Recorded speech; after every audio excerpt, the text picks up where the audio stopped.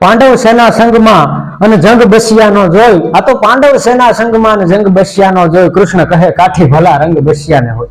આજે વાત કરવી છે બસિયા પરિવારનો ગિરાસ અને તેમના ગિરાસના ગામડાઓ વિશે અને એમની ગિરાસદાર તરીકેની પ્રસ્થાપના વિશે। તો કાઠી રાજવંશની જે અવૃત્યા શાખાઓ છે એ શાખાઓમાં ખૂબ ઓછી શાખાઓ જે છે એ ગિરાસ ધરાવે છે અને એ ઓછી શાખાઓમાં અમારો બસિયા પરિવાર જે છે એ અગ્રે છે।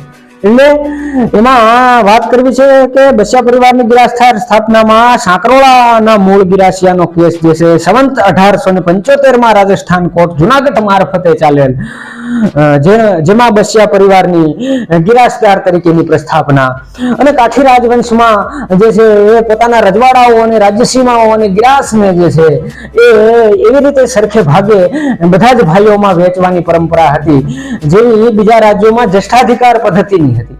બીજા રજવાડાઓમાં જે છે જ્યેષ્ઠ પુત્રને એટલે કે મોટા પુત્રને રાજગાદી સોંપવામાં આવે અને સંપૂર્ણ રાજ્ય સોંપી દેવામાં આવે, પરંતુ કાઠી દરબારોમાં જે છે એ જ્યેષ્ઠાધિકાર પદ્ધતિ ખૂબ ઓછા રજવાડાઓમાં હતી। એટલે એમાં જે છે એ સરખે ભાગે ગરાસ અને રાજ્યની સીમાઓને વહેંચવાનો રિવાજ હતો। એટલે એ વાત કરવી છે આગળના વિડીયોમાં કે બસિયા પરિવારના ગામડા અને એમના ગરાસ વિશે તેમજ એમના પડેલા ભાગો વિશે। તો મળીએ આ વિડીયોના ત્રીજા પાર્ટની અંદર। તો ત્યાં સુધી ધન્યવાદ, રામ રામ।